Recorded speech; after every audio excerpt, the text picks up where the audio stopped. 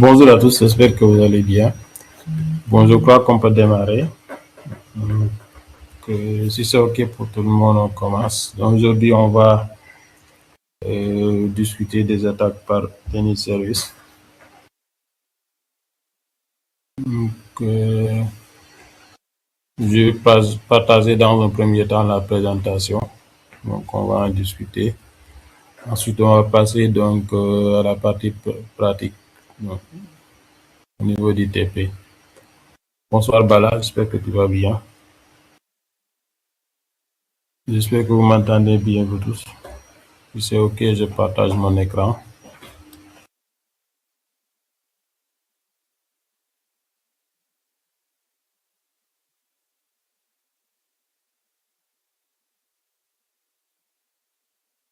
Est-ce que le partage est effectif de votre côté?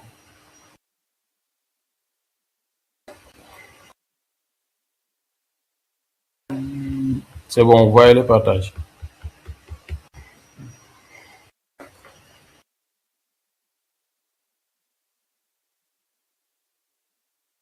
Bonsoir ABD.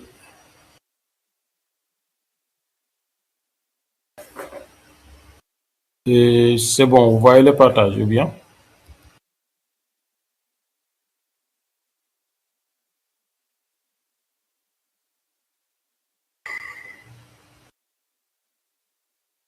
Donc, vous pouvez activer le micro et parler. Hein. Donc, ça sera beaucoup plus facile parce que je ne peux pas revenir tout le temps sur le chat pour voir ce que vous écrivez. Parce que le partage n'a pas sauté. Oui, c'est bon, c'est bon. D'accord. Merci, Iba Abdelaziz.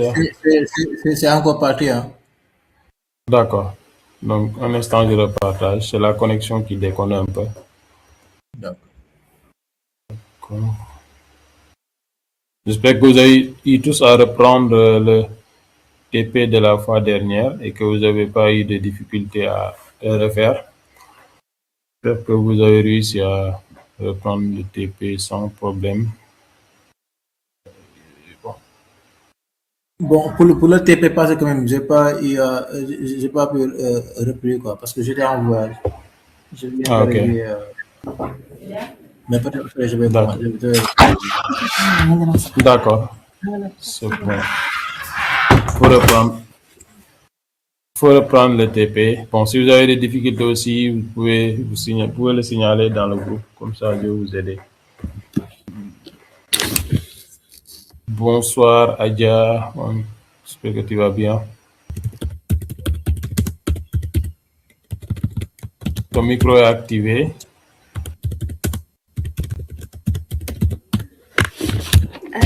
Excusez-moi.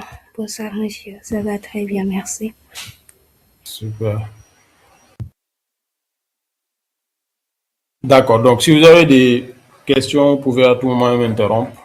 Donc, aujourd'hui, comme je l'ai dit tantôt, pour ceux qui viennent d'arriver, on va démystifier tout ce qui attaque par déni de service aujourd'hui. Donc, on verra comment se passent exactement les attaques par déni de service de manière théorique, avec l'envoi de multitudes de requêtes SYN qui permet à l'attaquant de bourrer le serveur de requêtes, de telle sorte qu'il ne pourra plus répondre aux requêtes des clients légitimes. Ensuite, de manière pratique aussi, on va voir comment faire une attaque par déni de service en utilisant un outil qui s'appelle Slowloris, qui est très facile à utiliser, très facile à installer aussi. Donc, c'est cette pratique-là qu'on va faire aujourd'hui. Mais avant, on passe à la présentation.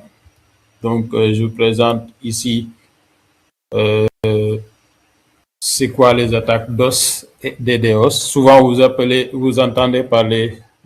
souvent ces termes-là, tout ce qui est DOS et DDoS. Donc, on va essayer de voir de quoi ça retourne aujourd'hui.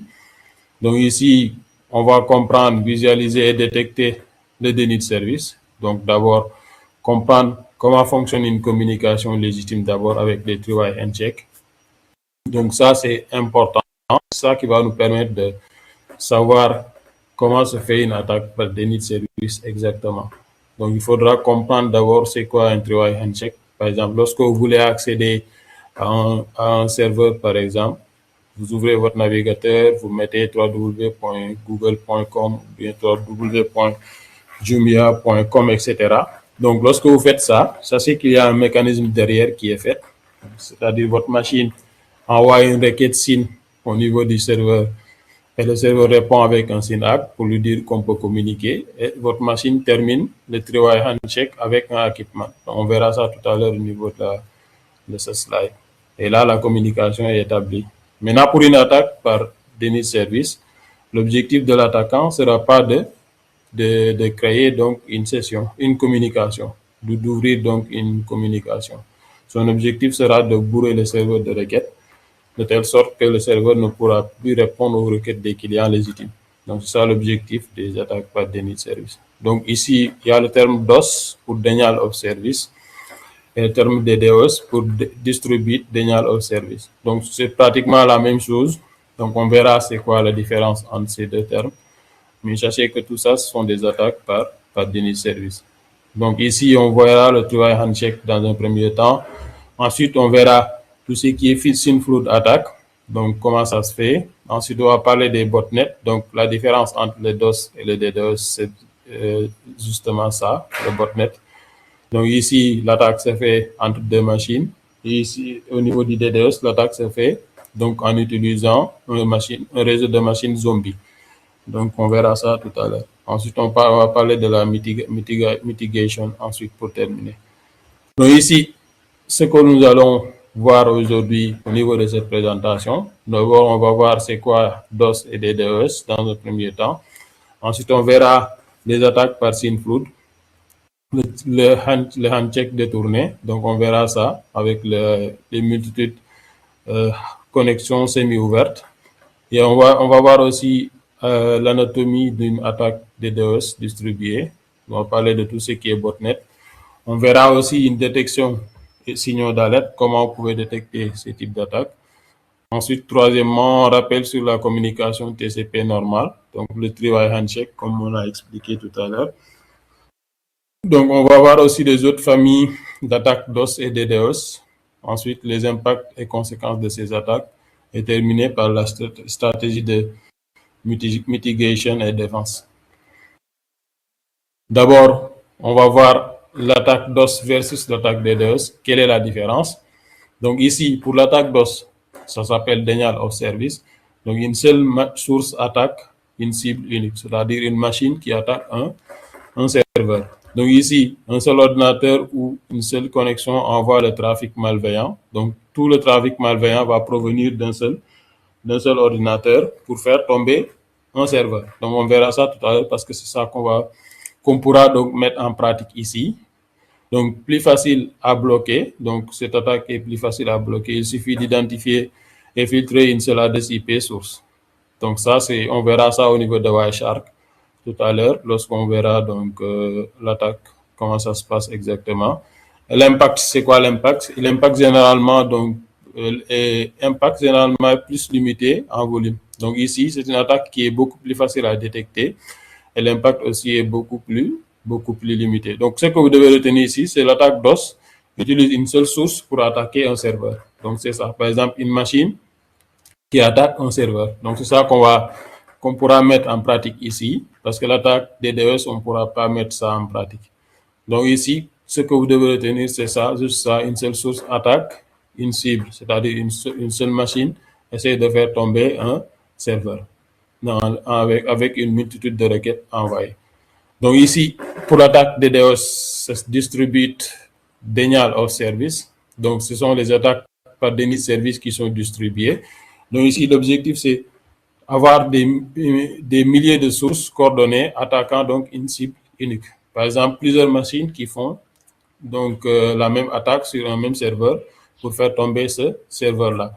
Donc un réseau de machines compromises, donc on l'appelle botnet. Par exemple, un attaquant qui compromet plusieurs machines sur Internet et les contrôle afin de les faire donc des requêtes au niveau d'un serveur. Ensuite, envoie le trafic simultanément, c'est-à-dire les machines qui sont compromises et contrôlées par un attaquant. Donc, l'attaquant peut leur faire donc un envoi multiple de requêtes SYN sur un serveur. Ce qui fait que si l'attaquant arrive à contrôler des centaines de machines, par exemple, avec leurs ressources, toutes les ressources, donc il utilise des ressources de ces machines-là pour faire une multitude de requêtes SYN sur un serveur. Donc ces requêtes SYN-là, une fois arrivées sur le serveur, donc on verra ça tout à l'heure, le serveur va répondre avec des SYN-ACK pour chaque requête SYN. Ce qui fait que si le serveur n'a pas assez de ressources, il ne pourra plus répondre aux requêtes SYN et là, il va tomber. Donc, quelqu'un qui a, par exemple, qui est un utilisateur légitime, lorsqu'il va essayer d'interroger le serveur, il verra que le serveur est down, il ne pourra plus accéder au serveur. Maintenant, ici, très difficile à bloquer. Ces attaques sont si c'est distribué, c'est très difficile à bloquer parce que les sources sont multiples, réparties un peu partout dans le monde entier. C'est-à-dire, vous pouvez mettre même une machine zombie sur Internet sans que vous vous en rendez compte. Un attaquant, par exemple, vous pouvez par exemple cliquer sur un lien malveillant, par exemple, et là, vous devenez une machine zombie sans pour autant vous en rendre compte. Là, votre machine est en train de faire des dizaines de requêtes sur un serveur donné, sans pour autant que vous vous en rendez compte. Là, vous devenez une machine zombie et le serveur vous contrôle, c'est-à-dire l'attaquant vous contrôle et va vous faire faire donc des attaques sur une machine donnée. Donc ici, le volume de trafic massif, souvent plusieurs gigabits, voire terabits par seconde. Donc, ce qui fait la différence. Donc ici, ce que vous devez retenir, c'est que les attaques DOS, donc l'attaquant utilise une seule source pour faire tomber un serveur. Les attaques DDoS, l'attaquant contrôle plusieurs machines zombies pour faire tomber un serveur. Donc c'est ça la différence entre les attaques DOS et les attaques DDoS. Si c'est bon, vous dites. Si c'est pas bon, donc vous dites que c'est pas bon, on reprend ici. Mais c'est ça la différence. Donc si vous regardez la première phrase, donc uniquement vous allez faire la différence entre ces deux attaques. Ici, une seule source attaque une cible unique. Ici, des milliers de sources coordonnées attaquent une cible unique. Donc ce qui fait que cette attaque est beaucoup plus efficace que cette attaque. Même si c'est la même attaque, mais l'objectif ici, c'est d'utiliser une seule source pour faire tomber un serveur, alors que là, on utilise plusieurs sources pour faire tomber un serveur. Donc, l'objectif, épuiser une ressource. Donc, c'est ça l'objectif des attaques par déni de service. Donc, toute attaque DOS ou DDoS vise à épuiser une ressource finie du système cible afin de le rendre indisponible pour les utilisateurs légitimes. Donc, ici, tout ce qui est bande passante, tout ce qui est ressources serveur, table de connexion, applicatif, etc. Donc, ici, pour la bande passante, donc c'est saturer le lien réseau avec un volume de trafic supérieur à sa capacité. Donc, pour les ressources serveurs, CPU, épuiser le CPU, la RAM ou les connexions ouvertes du serveur. Pour les tables de connexion, remplir la file d'attente TCP avec des connexions incomplètes SYN-FLOOD. Donc, c'est ça sur ça qu'on va miser donc cette fois-ci. On va miser sur cette partie-là, donc tout ce qui est donc remplissage de la file d'attente TCP avec des connexions incomplètes, SYN-FLOOD. Donc c'est ça qu'on va faire au niveau de la partie pratique. Donc si c'est applicatif, c'est surcharger une fonction coûteuse de l'application, ensuite requête, recherche et des calculs. Mais sachez que c'est au niveau des tables de connexion qu'on va jouer aujourd'hui pour faire une attaque par déni de service. Maintenant, la communication normale. Donc, on va parler de la communication normale. Parce que pour pouvoir faire une attaque par déni de service, il faut d'abord comprendre comment se fait une communication normale. C'est-à-dire, par exemple, quelqu'un qui va accéder à un serveur, donc il fait ces trois étapes-là. Donc, il faudra que ces trois étapes-là aient lieu pour que la communication puisse s'établir entre un client et un serveur. Donc, il y a ce qu'on appelle le triple poignée de main ou bien le three-way handshake, comme on l'appelle en anglais.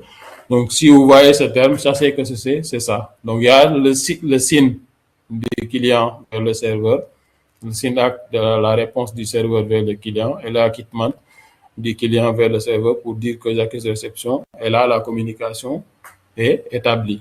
Donc, le client et le serveur arrivent à communiquer.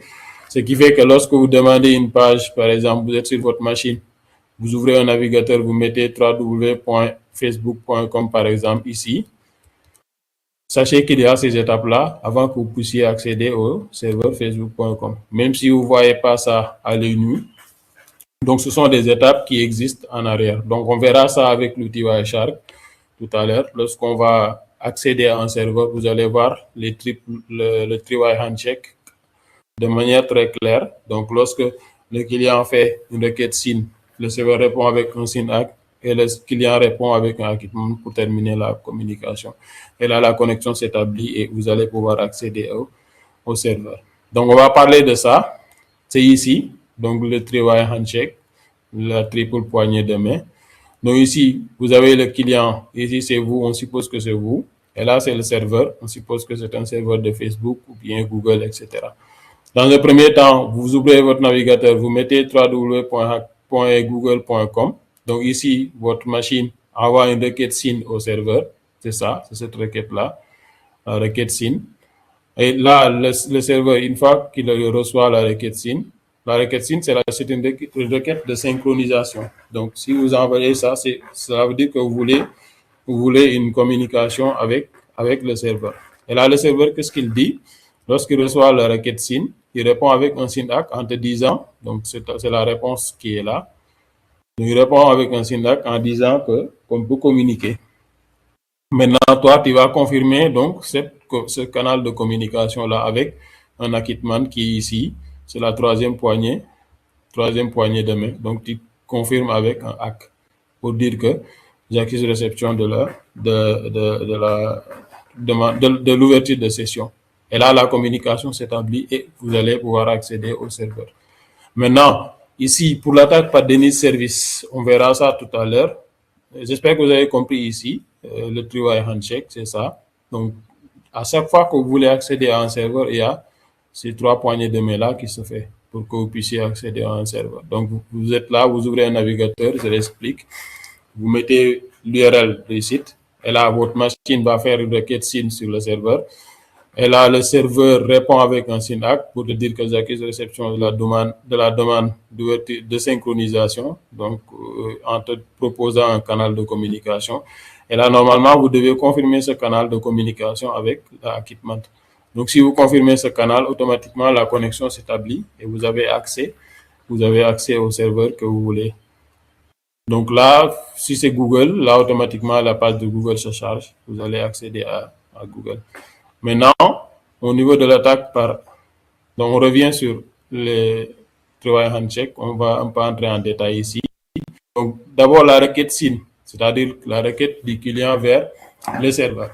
Donc, le client envoie un segment TCP avec le flag SYN activé et le numéro de séquence initiale aléatoire. Donc, il initialise son intention d'ouvrir une connexion. Donc, c'est ça. Maintenant, le serveur, dès l'instant qu'il reçoit SYN ACK ici, le serveur répond avec le flag SYN plus ACK. Donc, il acquitte le SYN reçu et propose son propre numéro de séquence. Donc, il place la connexion à un état half open, donc c'est-à-dire à un état semi-ouvert, et réserve donc une entrée dans la file d'attente. Donc, ça c'est important ici. Il place ici la connexion à un état semi-ouvert, half open. Donc, pour que la connexion puisse être carrément ouverte, il faudra que le client confirme avec un acquittement qui est ici, troisièmement. Donc, le client acquitte à son tour, la connexion passe à l'établissement. Donc, les deux parties peuvent désormais échanger des données applicatives. Mais s'il n'y a pas donc ce troisième message-là du client vers le serveur, la connexion reste semi-ouverte. Et c'est sur ça que les attaquants qui font des attaques par déni de service vont jouer. Donc, ils vont ouvrir des connexions half open, plusieurs connexions half open, des multitudes de connexions half open, ce qui va faire tomber le serveur à la longue. Donc, voici un peu comment fonctionne une communication avec le three-way handshake. Maintenant, on passe à l'attaque par SYN flood. Donc là, c'était la communication normale. Comment ça se fait? Il faudra d'abord comprendre ça. Si vous comprenez comment se fait une communication normale, facilement vous comprenez comment se fait une attaque par déni de service. Oui. Oui, puisque moi je suis un débutant, voilà, à ma compréhension par rapport à ce que vous venez juste de dire. Bon, je peux résumer ça en disant le signe. Je peux dire que cela veut dire que je suis prêt à communiquer, par exemple. L'acte, C'est ça. j'ai bien reçu ton signe. Madame, Ton le intention message. de communication. Ouais, exactement, oui. C'est ça. Le syntaxe, si on traduit ça en langage, donc ça veut dire que le serveur te dit que j'ai bien reçu ton message de synchronisation. Par exemple, tu veux ouvrir une connexion, j'ai reçu la demande d'ouverture de connexion. Est-ce que tu confirmes?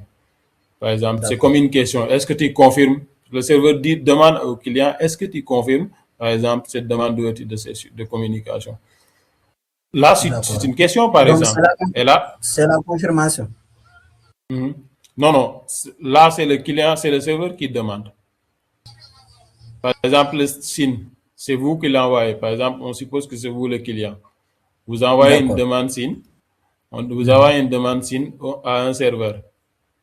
Donc, pour lui dire que je veux qu'on puisse communiquer.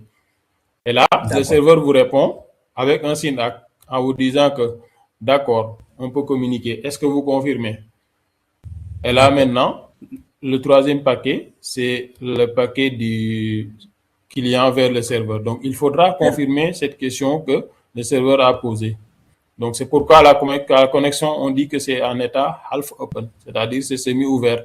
Il faudra que vous, le client, vous confirmez la communication pour que la connexion puisse être établie. Donc, c'est pourquoi il y a souvent ce troisième point-là, donc du client vers le serveur. Donc, le client confirme à son tour qu'il veut communiquer et là, la communication s'établit. Maintenant, pour l'attaque par déni de service, l'objectif de l'attaquant ne sera pas d'ouvrir des connexions, mais de bourrer le serveur de requête. Par exemple, il envoie un signe, le serveur répond avec un signe ACK. Il envoie un autre signe, le serveur répond avec un signe ACK. Il envoie encore un autre signe, le serveur répond avec un autre signe ACK, jusqu'à ce que le serveur soit bourré de requêtes. Donc, on verra ça tout à l'heure. C'est le slide suivant. C'est bon. Jusqu'ici, c'est bon. Oui, c'est bon. Mais, monsieur, que se passe-t-il si le client envoie le signe, mais n'envoie jamais le dernier acte? Oui, c'est ça qu'on va voir. Donc, c'est ça l'attaque par déni de service. Parce qu'au niveau de l'attaque par déni de service, le client ne va jamais envoyer le dernier acte. D'accord. C'est bon. Donc, ce qui fait que la connexion est en état half open, c'est-à-dire semi-ouvert. La connexion n'est jamais complètement ouverte, quoi. C'est bon. Oui, c'est bon, monsieur. D'accord, on passe maintenant à l'attaque par SYN flood. Donc, c'est l'attaque par déni de service. Donc, on verra comment ça se fait ici. Donc, quand le handshake est détourné pour s'attirer donc la file d'attente du serveur. Donc, ça, c'est ça l'attaque par déni de service. Ici, regardez qu'est-ce qui se passe. Par rapport au schéma qu'on a vu tout à l'heure ici. Ici, on a les trois poignées de main en clair. Le signe du client vers le serveur, le signe du serveur vers le client et l'acquittement pour que la connexion puisse être établie du client vers le serveur. Mais regardez ici, au niveau de l'attaque SYN flood, le handshake volontairement inachevé. Donc, si vous regardez bien ici, c'est ça qui est mis. Donc, il y a le handshake qui est volontairement inachevé.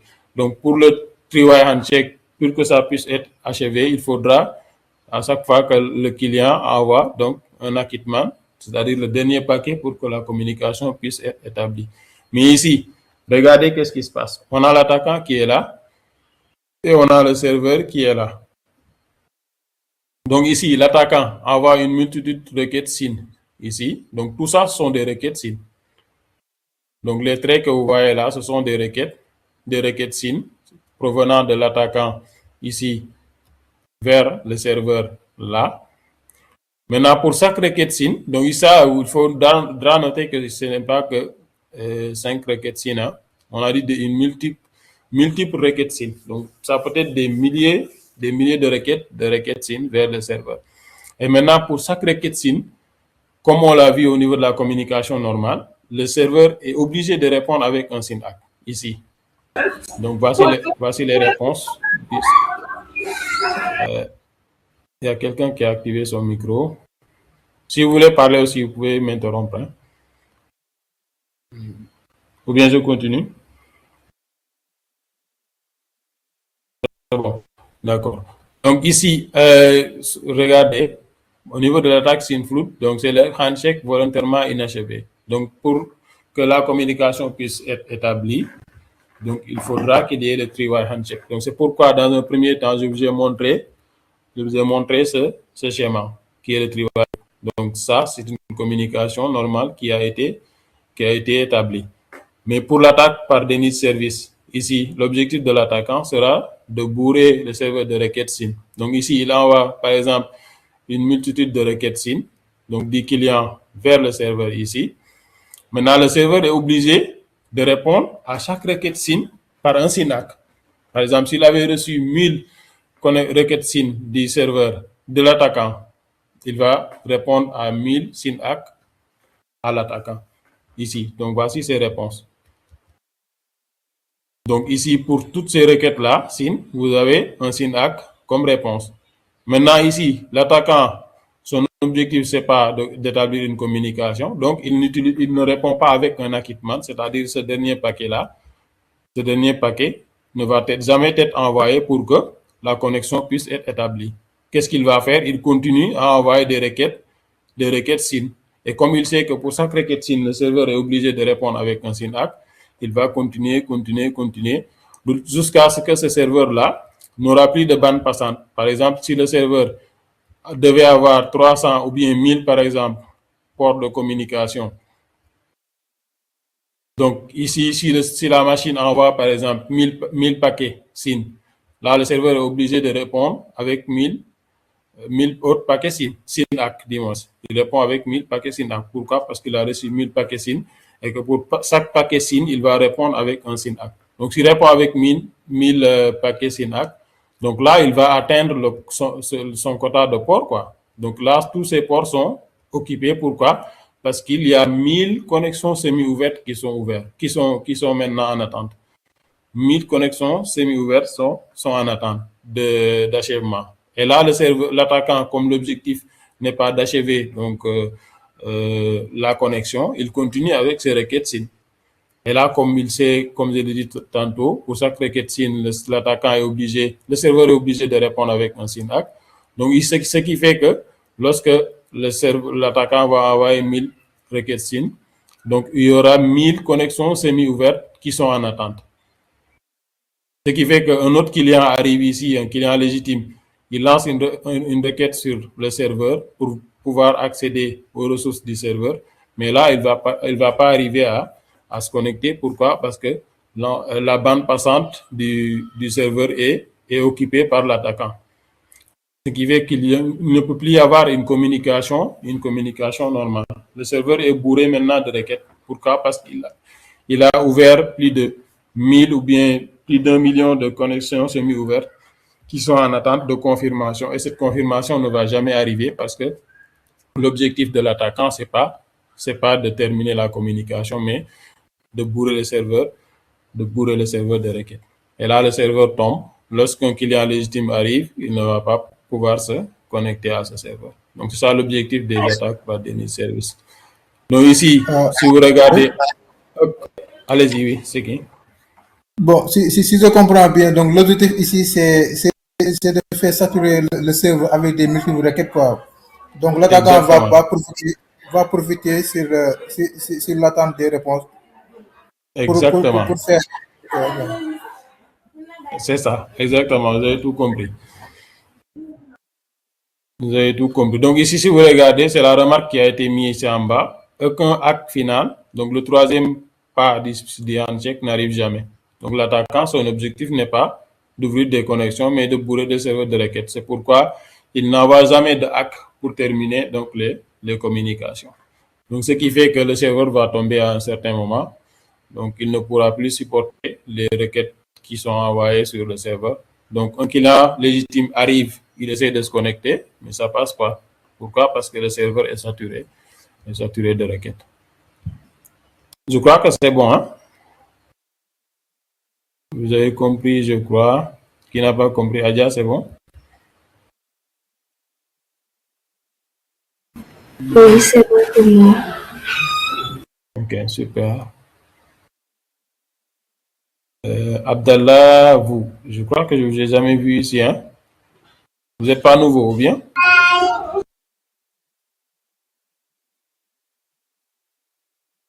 Salam, professeur. Je ne suis pas nouveau, mais j'avais des empêchements professionnels. Les problèmes Ok. aussi, je ne sais pas si. Les problèmes aussi, si c'est dû au réseau de mon pays, mais je ne peux pas Mhm. voir l'écran maintenant quand vous présentez, mais je vois l'enregistrement. C'est pour ça que je n'insiste pas. J'avais vu ça Ah avec cette bon? application, même avant ce certificat en intelligence artificielle, en animation Mhm. 2D, j'ai pas pu, je voyais pas déjà l'écran. C'est toujours la même chose. Mhm. Quand je regarde dans la salle virtuelle l'enregistrement, c'est possible de voir l'écran. Maintenant, je vois, Ok. c'est le noir. Je vois rien, Mhm. parce que sauf que j'entends votre audio, sinon. Ok. C'est pour ça, Ok. des fois, je Mais, regarde l'enregistrement. Sinon, ça va. Je vous suis. Si j'ai des ok. questions, je vous mets dans le groupe, Inch'Allah. Inch'Allah. Merci beaucoup. D'accord. Aïe. D'accord, merci Abdallah. Bon, si vous êtes dans le groupe aussi, après je partage les documents. Donc vous allez pouvoir reprendre Oui, le oui, oui, TP si vous voulez. je suis, je suis dans le groupe. Je suis dans le groupe. Donc, j'avais des D'accord. empêchements professionnels à partir de jeudi. Je serai en congé, Inch'Allah. Je vais me pencher sur ça, D'accord. Inch'Allah. Je vous mets des questions si j'en ai dans le groupe. Merci. Merci beaucoup. D'accord, ça marche, merci. C'est bon pour Armand aussi, pour Alpha. Les autres, c'est bon. Abdelaziz, Abdallah, c'est bon. ABD aussi, est-ce que c'est bon? Bon, je crois que c'est assez clair, hein. Donc, vous comprenez d'abord comment la communication normale se fait. Ensuite, si vous comprenez comment se fait la communication normale, vous allez forcément comprendre l'attaque par déni de service et l'objectif de l'attaquant. Donc, l'attaquant, son objectif, c'est ça, bourrer le serveur de requêtes de telle sorte qu'il ne pourra plus répondre aux requêtes des clients légitimes. Donc, vous retenez ça. Donc, ici, on peut continuer. Donc, pourquoi ça sature le serveur? C'est ça qu'on va voir ici. Donc, on a un envoi massif de signes. Donc, l'attaquant ou le botnet. Donc, on a vu tout à l'heure ce qui est un botnet. Donc, c'est dans le cas d'une attaque par déni de service qui est distribuée. Donc, ici, l'attaquant envoie un très grand nombre de paquets vers le serveur cible à un débit largement supérieur à un usage normal.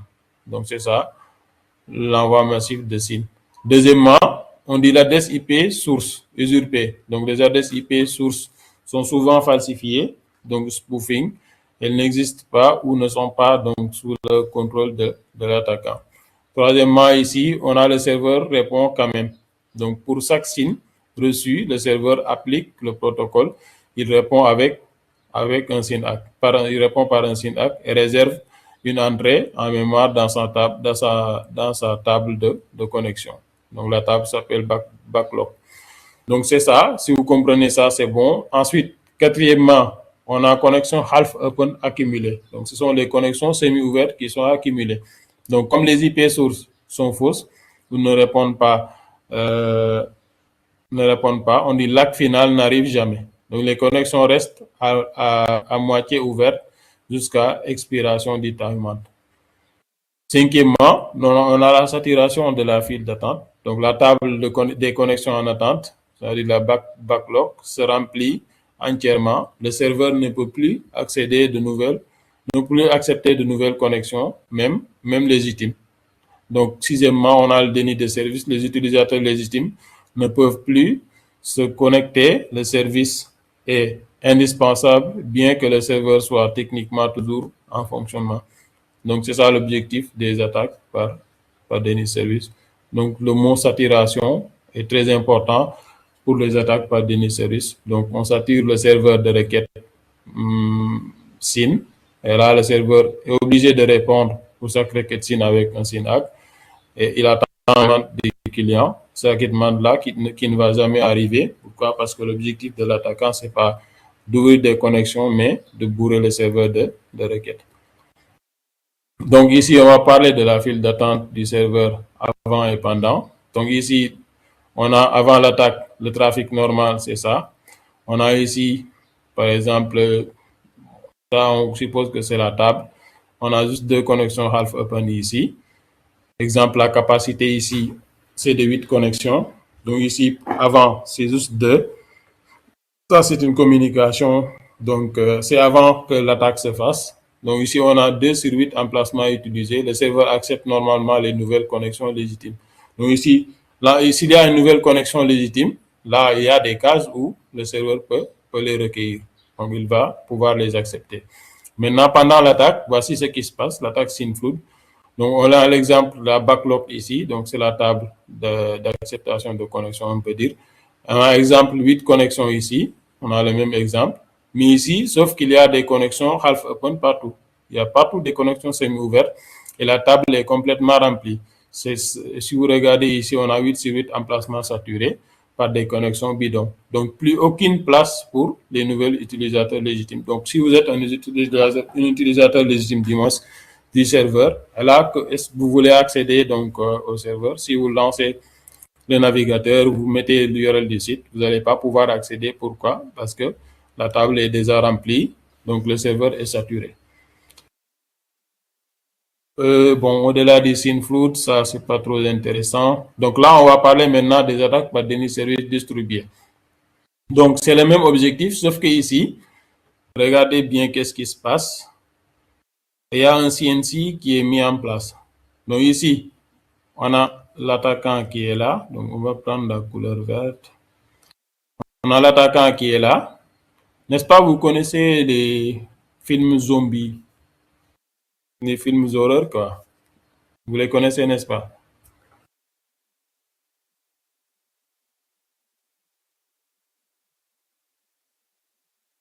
Allô, vous êtes là?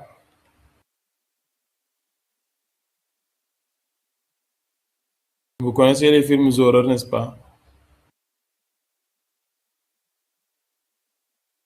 Donc, au niveau de ces films-là, qu'est-ce qui se passe au début? Il y a qu'une personne qui est infectée. Donc, il y a une seule personne qui a donc le virus, on peut dire. Mais qu'est-ce qui se passe? À la longue, il va mordre plusieurs personnes. Donc là, on peut dire que c'est l'attaquant. Donc là, s'il mord quelqu'un, automatiquement, la personne aussi devient un zombie. Comme ça. Donc, on suppose qu'il a mordu toutes ces personnes-là. Et là, ces personnes-là vont former quoi? Vont former un botnet dans le cadre des attaques par déni de service. Donc, voici l'attaquant. Le premier qui a été infecté, il est là. C'est lui qui a infecté toutes ces personnes-là.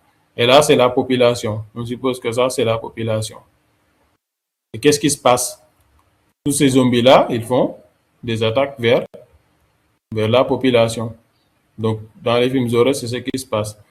Chaque fois qu'ils croisent une personne, s'il t'infecte, là, automatiquement, tu deviens un zombie. Donc, c'est ça, c'est pourquoi on les appelle, au niveau des réseaux, des machines, au niveau de cette attaque-là, on les appelle des machines zombies. Ici, qu'est-ce qui se passe? L'attaquant, qu'est-ce qu'il fait dans un premier temps? Il va infecter toutes ces machines-là. Ça peut se faire donc via un CNC, comme c'est bien expliqué ici, donc un command and control. Donc, il infecte toutes ces machines-là et l'objectif sera quoi? D'attaquer ces serveurs. Donc, toutes ces machines vont faire des requêtes sur ce serveur en même temps. Est-ce qu'un serveur peut résister à 1000 machines avec des ressources énormes qui font donc des requêtes, des milliers de requêtes par seconde sur un seul serveur? Il n'y a pas un serveur qui peut résister à ça. Donc, automatiquement, le serveur va tomber. Maintenant, les requêtes là aussi, ce sont les mêmes requêtes que tout à l'heure, qu'on a vu tout à l'heure. Ce sont des requêtes SYN qui vont provenir des machines zombies vers la machine attaquante, vers le serveur d'image. Donc, pour chaque machine zombie, il va envoyer des multitudes de requêtes SYN à la machine, au serveur. Et là, le serveur aussi sera obligé de répondre avec des SYN-ACK pour chaque requête SYN envoyée, il est obligé de répondre avec un SYN-ACK. Imaginez un serveur qui est en train de répondre à des multitudes de requêtes SYN par seconde à des machines différentes. Donc, pour chaque machine, il est obligé de répondre avec un SYN-ACK. Si une machine envoie 1000 requêtes SYN, par exemple, une seule machine envoie 1000 requêtes SYN au serveur, le serveur sera obligé de lui répondre avec 1000 SYN-ACK. Imaginez qu'il répond à 1000 syntaxes par seconde à l'ensemble des, ou bien par 15 secondes par exemple, à l'ensemble des machines qui sont là. Là, le cerveau ne peut pas supporter ça. Arrivé à un moment, donc, il sera saturé et il va tomber. Donc, ça, l'objectif des attaques par déni de service qui sont distribuées ici. Donc, le distribute, c'est ça. L'attaquant infecte des machines zombies qui sont là. Tout ça sont des machines zombies. Et ces machines zombies-là vont faire l'attaque pour lui. Donc, il exécute des requêtes SYN sur le serveur qui est ici. Et le serveur est obligé, comme on l'a vu tout à l'heure avec la communication normale, et il est obligé de répondre à un SYN-ACK, à l'ensemble des requêtes SYN qu'il va recevoir. Donc, s'il reçoit une requête SYN, il est obligé de répondre avec des requêtes SYN-ACK. Imaginez qu'il y a 1000 machines qui envoient des requêtes SYN, et pour chaque requête SYN qui envoie des milliers de requêtes SYN, 1000 machines qui envoient chacun des milliers de requêtes SYN tous les 15 secondes, par exemple, et le serveur est obligé de répondre avec un SYN-ACK. Donc ça, le cerveau ne peut pas supporter ça. À la longue, il va être saturé, il va tomber. Donc c'est ça qu'on appelle les attaques par déni de service distribué. Donc ici, pour l'attaque par déni de service simple, un attaquant attaque un serveur, une seule machine attaque un serveur. Maintenant, lorsque c'est distribué, ce sont des multitudes de machines zombies qui sont appelées botnets. Donc toutes ces machines zombies-là sont appelées botnets, sont donc contrôlées. Et là, on les demande d'envoyer des requêtes SYN à un serveur donné. Et ce serveur-là, à la longue, va être saturé et va tomber.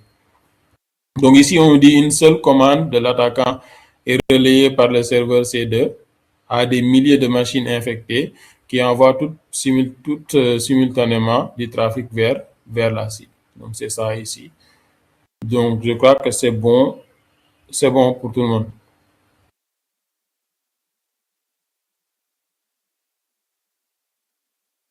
Est-ce que vous avez compris ici? Donc là, c'est l'attaque par déni de service distribué, quoi.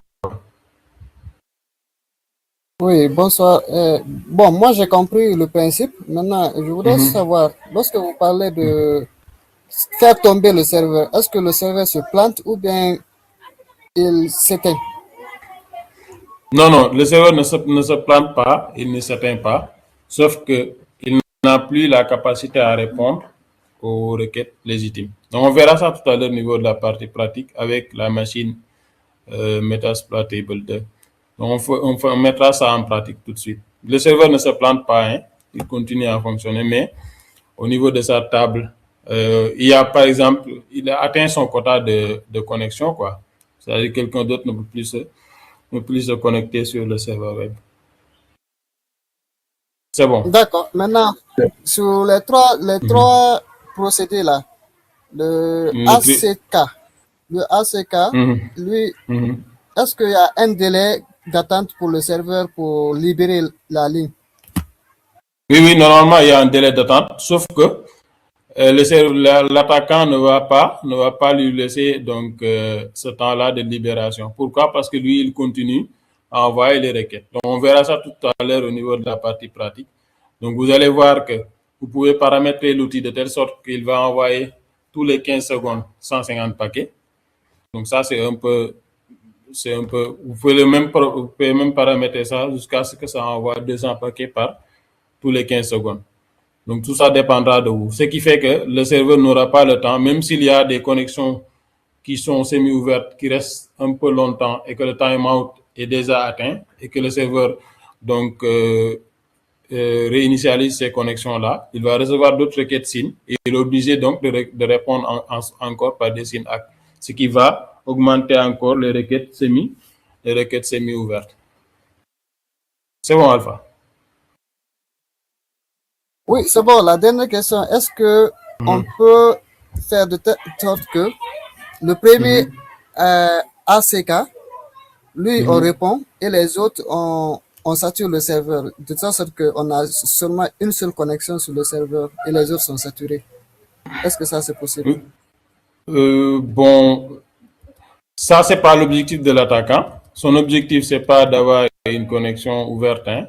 Lui, son objectif, c'est de bourrer le serveur de requêtes. Donc, il n'a pas besoin d'avoir une connexion sur le serveur. Mais ceux qui sont déjà arrivés en premier, peut-être, bon, ils pourront continuer à communiquer, sauf qu'ils ils pourront continuer à naviguer sur la même page, mais dès l'instant qu'ils vont, par exemple, cliquer sur un lien hypertexte sur la page pour être dirigé quelque part, donc là, le serveur est obligé donc de répondre à cette requête-là encore. Et là, s'il est saturé, il ne pourra pas répondre à cette requête. Ce qui fait que, bon, si l'attaque est lancée, donc personne n'arrive plus donc à se connecter, quoi. Donc, on verra ça tout à l'heure, tout de suite, donc, lors de la partie pratique. Vous allez voir que lorsqu'on va lancer l'attaque par déni service, il n'y a personne qui peut accéder au serveur. C'est bon pour moi. C'est bon, hein? Merci. Donc, on continue ici. On va parler maintenant de... Oui, c'est qui? Est-ce que cette machine zombie a un signe visible d'infection? Est-ce que c'est une machine zombie? J'ai pas entendu, Bala. Est-ce que cette machine zombie a-t-elle un signe visible d'infection? Bon, sur Internet, vous pouvez être une machine zombie sans pour autant vous en rendre compte. C'est pas forcément que vous êtes sur Internet, vous êtes une machine zombie et que vous savez que vous êtes une machine zombie. Non, non. Vous pouvez donc cliquer sur un lien malveillant, par exemple, et là, bon, l'attaquant va vous faire des choses sans que vous vous en rendez compte, quoi.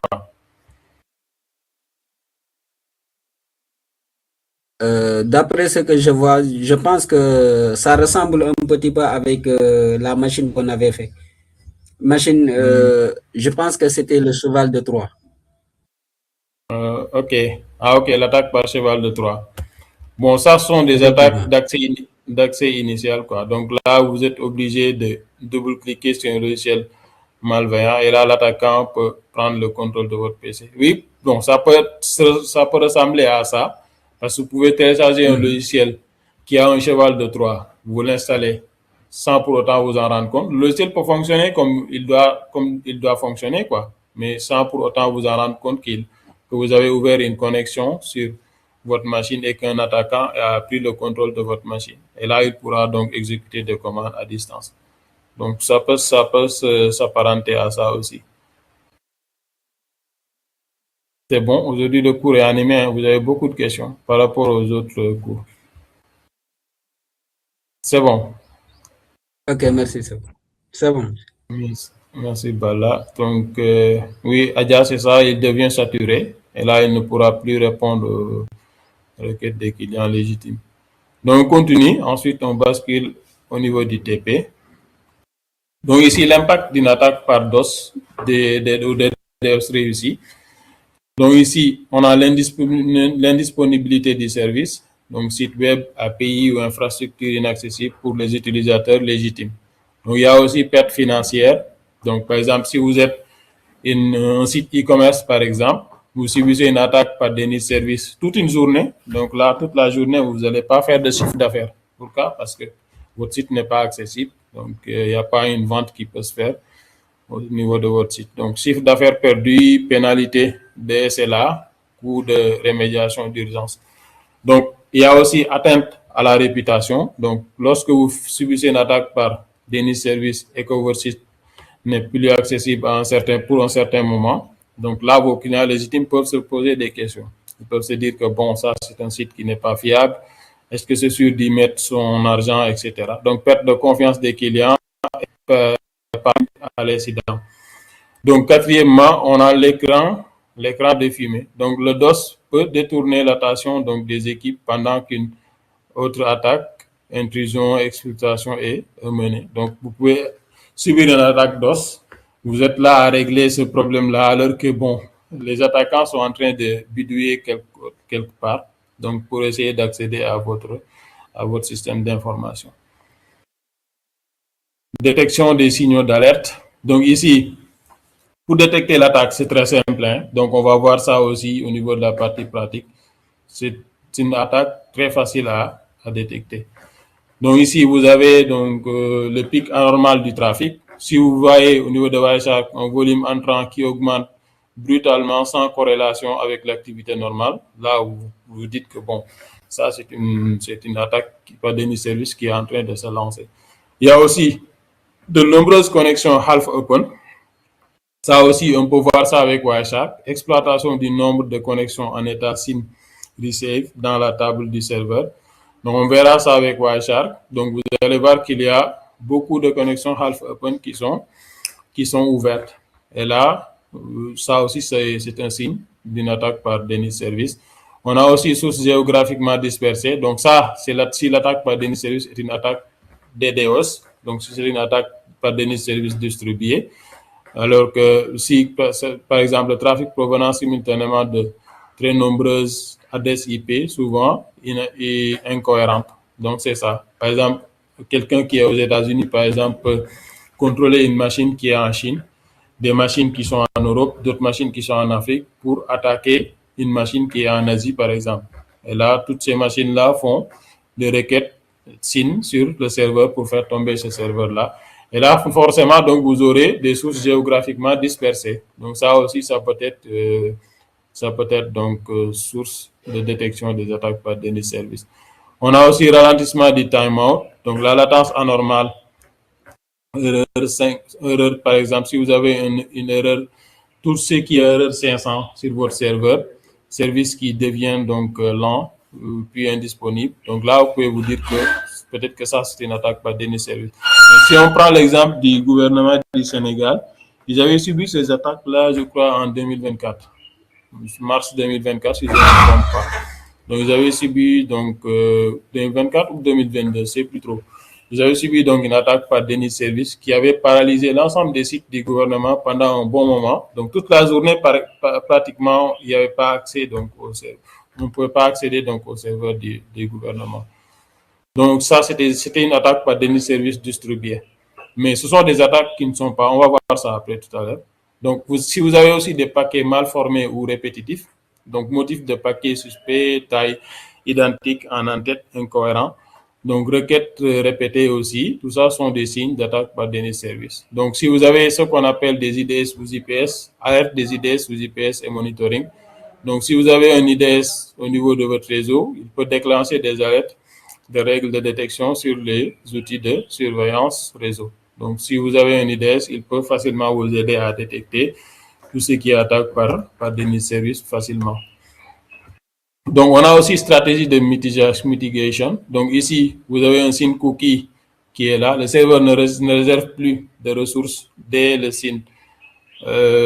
Il encode l'état dans le numéro de séquence du SYN-ACK et n'alloue qu'à réception de l'acte valide, quoi. Donc, ici, on a aussi le filtrage et rate limiting. Donc, limiter le nombre de connexions par requête par adresse IP et par unité de temps. Ça aussi, vous pouvez le mettre en place pour pouvoir vous protéger contre les attaques par déni de service. On a aussi l'anti-spoofing. Donc, vous pouvez mettre un anti-spoofing aussi, filtrer en périphérie de réseau les paquets dont l'IP source est manifestement usurpé. Donc, aussi, vous pouvez mettre en place aussi une réduction du timeout, donc le SYN receive, diminuer le délai avant l'expiration des connexions half open, donc pour libérer le backlog plus vite, donc c'est-à-dire la table plus vite. Vous pouvez aussi créer du load balancing. Souvent, c'est ça qui est mis en place, parce que si vous lancez cette attaque au niveau des serveurs de Facebook, là, c'est fort probable que ça ne réussit pas. Pourquoi? Parce que eux, ils ont des serveurs un peu partout dans le monde et qui se relaient, quoi, on peut dire. Donc, c'est ça qu'on appelle le load balancing. Donc, c'est d'avoir plusieurs serveurs qui ont donc la même tâche. Donc, ce qui fait que si l'attaque fait tomber un serveur, les autres serveurs prennent le relais automatiquement. Donc, c'est répartir et absorber le trafic malveillant via des centres de nettoyage dédiés. On a aussi le plan de réponse aux incidents aussi, procédure définie à l'avance, l'alerte, bascule, communication, retour à la normale. Donc, le handshake légitime versus le SYN flood, donc en un coup d'œil. Donc, vous allez comprendre l'attaque ici en un coup d'œil. Donc, le handshake légitime, c'est ça. Donc, du client vers le serveur, c'est la requête de synchronisation SYN qui est envoyée. Donc, du serveur vers le client, Donc, c'est la requête SYN-ACK, synchronisation acquittement, qui est envoyée. Et maintenant, du client vers le serveur, c'est l'acquittement qui est envoyé. Et là, le résultat, la connexion est établie. Donc, ici, on a une connexion propre égale un client légitime servi normalement. Donc, ici, l'attaque SYN-FLOOD. Qu'est-ce qui se passe? On a de l'attaquant vers le serveur. Ce sont des milliers de requêtes SYN envoyées. Maintenant, du serveur vers l'attaquant, comme le serveur reçoit des milliers de requêtes SYN, il est obligé de répondre avec des milliers de requêtes SYN-ACK. Et là, de l'attaquant vers le serveur, l'acquittement n'est jamais envoyé. Alors que ici, pour que la communication s'établisse, l'acquittement est envoyé. Et là, le résultat, c'est quoi? Le backlog saturé et l'attaque DOS est déclenchée. Donc, des milliers de connexions half-open bloquent la place des clients légitimes. Donc, à retenir ici, le DNS service détourne les mécanismes légitimes du réseau. Un SYN-FLOOD n'exploite aucune faille logicielle. Il abuse simplement d'un protocole conçu pour être ouvert et permissif.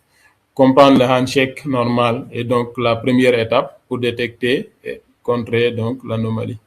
Donc, si vous avez des questions, vous pouvez les poser avant qu'on passe au TP. Donc, ça va être assez rapide. Je crois que c'est bon, hein? Je crois que c'est assez clair. Bon, c'est à vous de me dire si c'est assez clair ou pas.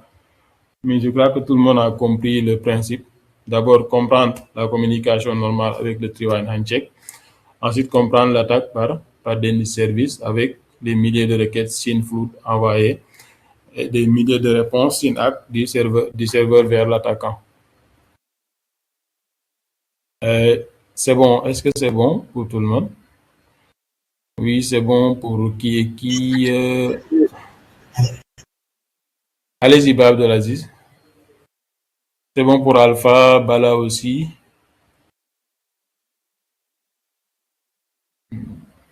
Ok, les autres, c'est bon. ABD, Adja. Oui, c'est bon pour Bab Abdelaziz aussi. Bala, c'est bon pour Adja aussi. Bon, de toute façon, vous avez l'enregistrement. Hein. Vous pouvez revenir sur tout ce qui est théorique après. Et même le TP aussi, si vous avez des difficultés. Mais je ne crois pas que vous aurez des difficultés sur le TP. Donc, si c'est OK, on bascule au niveau des machines Kali et Metasploitable 2. Le laboratoire, je crois que tout le monde l'a. Donc, c'est la machine Kali et la machine Metasploitable 2. Donc, le serveur, c'est la machine Metasploitable 2. Et la machine attaquante, c'est la machine Kali. Bon, aujourd'hui, ma machine est trop lente, je ne sais pas pourquoi. Mais on va essayer de faire avec. C'est trop lente.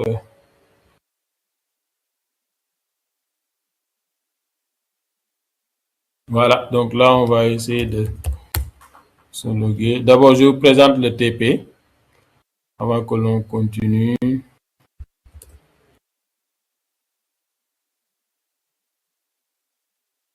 Après, je vous envoie ça dans le groupe.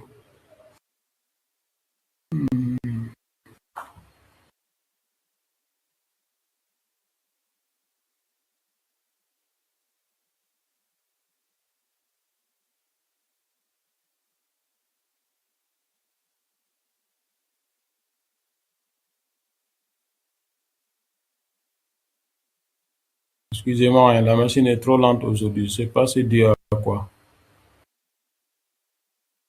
Donc, voici le TP. OK. Il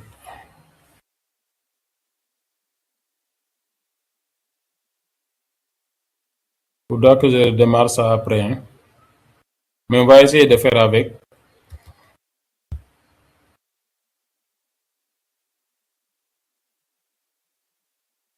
Donc, je vous présente vite fait le TP. Hein.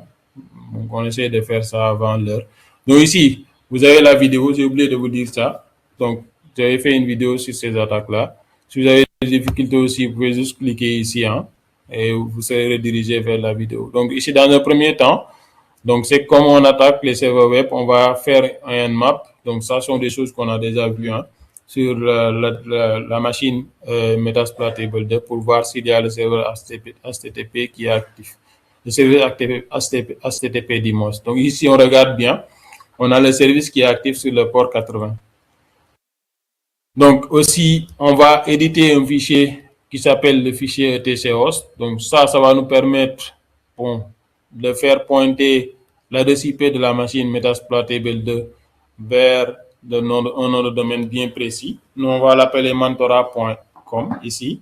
Donc ça va permettre sur notre machine Kali de pouvoir résoudre en local l'adresse IP 192.168.131.130 qui est l'IP de la machine Metasploitable 2 en www.mentora.com. Donc ça va permettre de paraître beaucoup plus crédible côté attaque. Mais on pouvait laisser juste avec l'adresse IP aussi, ça allait marcher. Donc dans un premier temps, c'est ça qu'on va faire. Et là, après avoir donc fait coïncider l'IP, le nom de domaine www.mentora.com, on ouvre un navigateur. On utilise www.mentora.com et là, vous allez voir qu'on va accéder au serveur web de la machine Metasploitable 2 qui est ici. Ensuite, dans un autre temps, qu'est-ce qu'on va faire?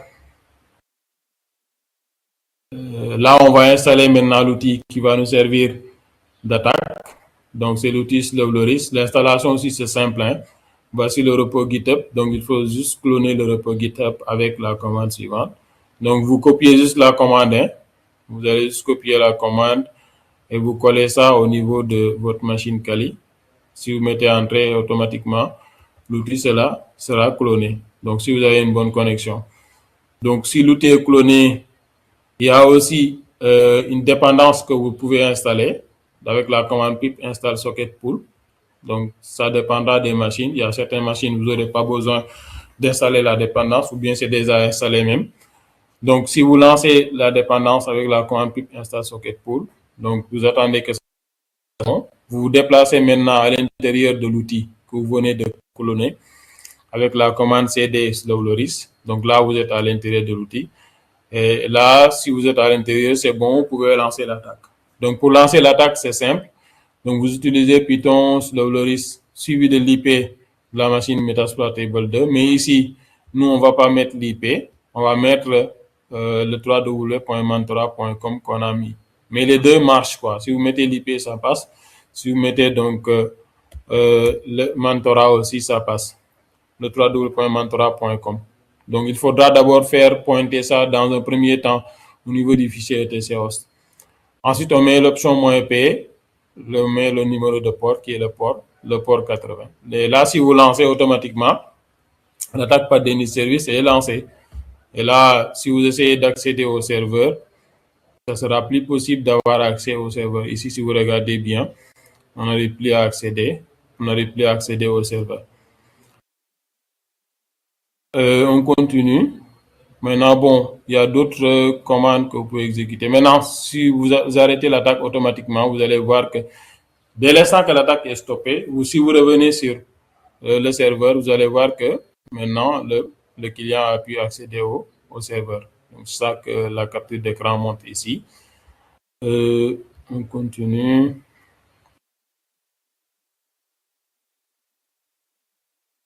Donc là aussi, ce sont les autres commandes qu'on peut exécuter. Bon, excusez-moi, aujourd'hui, la machine est trop lente. C'est pourquoi, mais on va voir ça après. Je vais démarrer ça après, à la fin du cours. Donc ici, il y a une autre commande que vous pouvez exécuter. Donc, par défaut, si vous lancez la commande là seulement, qu'est-ce que l'outil fait? L'outil, il ouvre donc 150 sockets, donc 150 communications simultanément.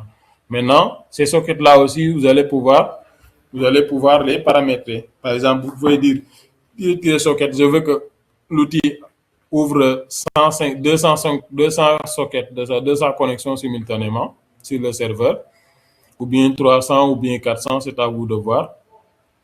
Donc, ce qui fait que tous les 15 secondes, l'outil va envoyer 15 demandes d'ouverture de connexion. C'est la demande 15 requêtes SYN, par exemple, sur le serveur. Et là, le serveur sera obligé de répondre 200 requêtes SYN, dis-moi.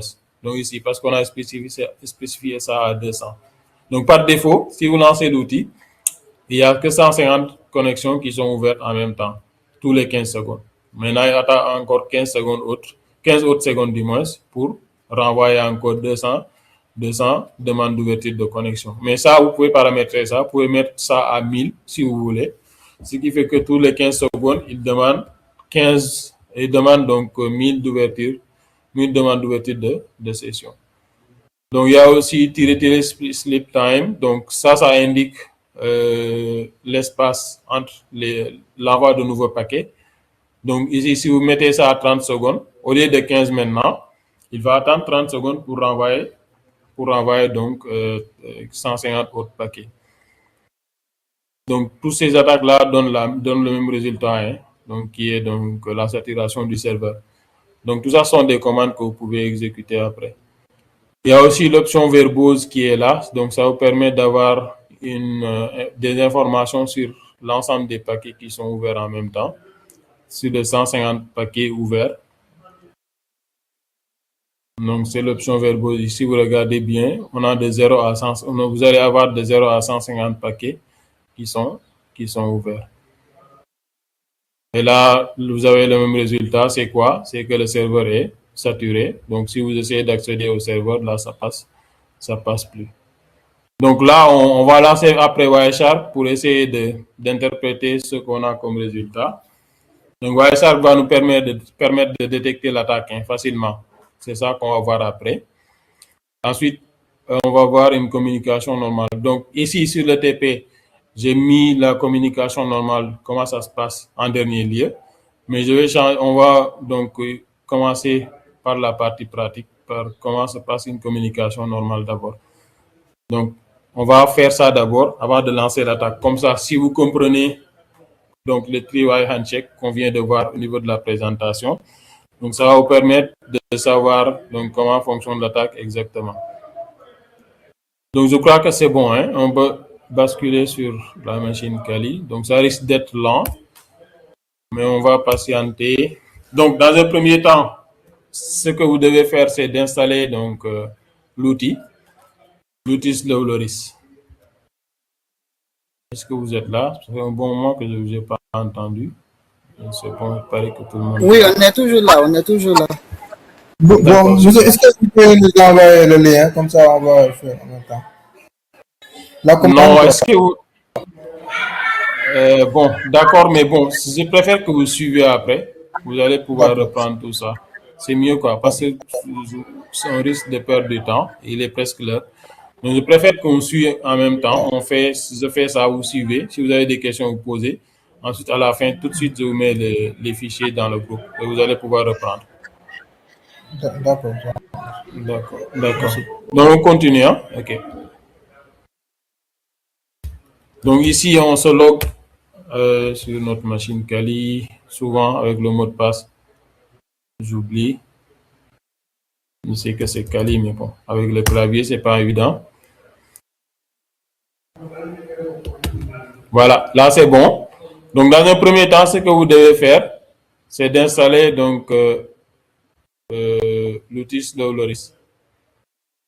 Donc, pour ça, je vais copier la commande. Je ne sais pas si la commande est toujours là. Bon, là, on risque de... La machine bug de fou, hein.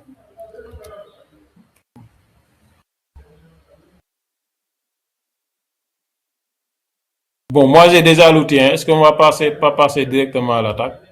Donc, pour l'installation, c'est simple. Ce n'est pas la peine d'y revenir. Donc, vous regardez juste le TP, vous allez comprendre. Voici l'outil. Moi, je l'ai déjà installé, Slow Loris. Donc là, il suffit juste que je me déplace à l'intérieur de l'outil comme ça. Slow Loris, CD Slow Loris. Donc là, si je mets entrée, c'est bon. Là, je suis à l'intérieur du dossier de l'outil. Si je mets LS, donc je vais voir l'ensemble des éléments de l'outil. Mais moi, ce qui m'intéresse, c'est ça, le Slow Loris. Donc c'est l'outil de faire l'attaque par DNS Service tout de suite.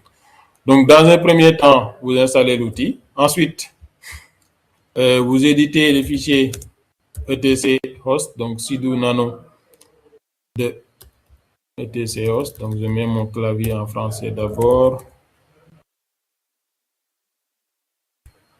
Ouais.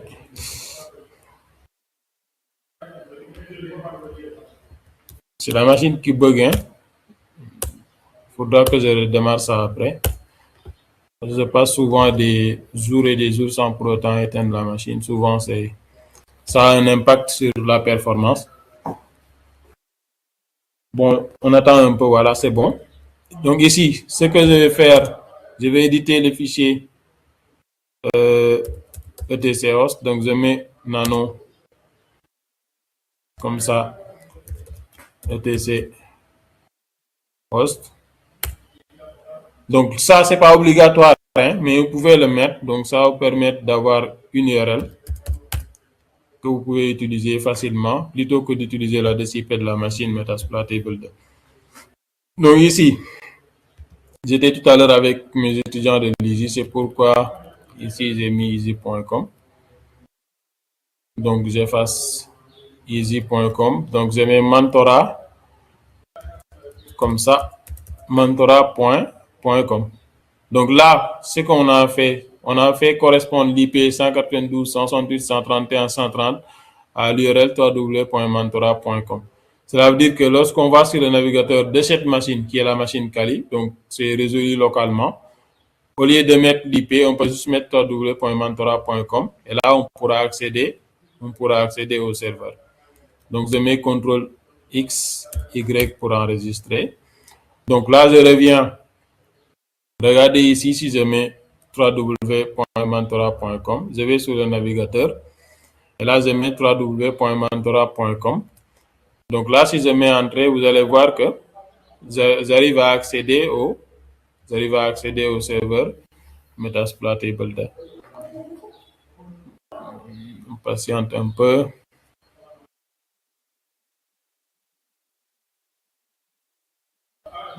C'est la même chose. Aujourd'hui, bon, ça va gâcher notre TP. Mais vous voyez, c'est bon. Là, on arrive à accéder au serveur dans un premier temps. Donc là, on se met dans la peau des clients légitimes et là, on arrive à accéder au serveur. Maintenant, avant de lancer l'attaque, je vais vous montrer comment se fait une communication normale. Avec le three-way handshake qu'on a vu tout à l'heure, on va essayer de voir ça avec Wireshark parce que ce n'est pas quelque chose que vous pouvez voir à l'œil nu. Donc, vous devez lancer un outil d'analyse réseau comme Wireshark pour pouvoir observer le three-way handshake. Donc, on lance Wireshark, on patiente un peu que l'outil se charge. La machine est trop lente aujourd'hui. On va patienter.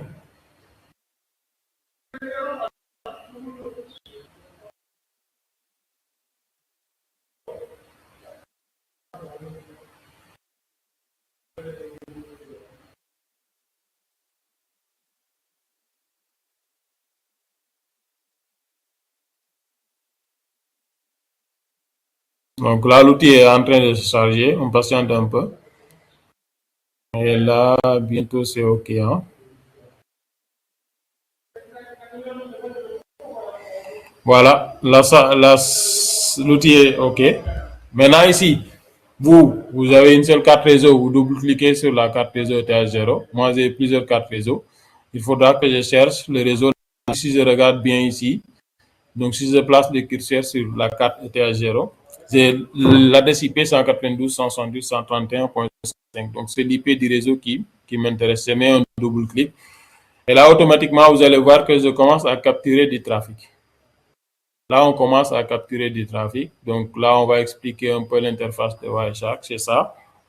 Donc, ici, vous avez le timeout qui est là. Vous avez la source, la destination. Donc, la machine qui fait la requête et la machine qui reçoit la requête. Ici, vous aurez les protocoles qui sont utilisés. Là, vous aurez la taille. Et là, vous aurez les informations, info. Donc, on va faire une connexion normale. Donc, par exemple, on va se reconnecter à www.mentorat.com. Et ensuite, on va revenir sur Wireshark. Je vais vous montrer le three-way handshake. Donc, les 3 poignées de main. Donc, vous mettez www.mentorat.com, comme ça. Vous essayez d'accéder au serveur. Donc, on patiente.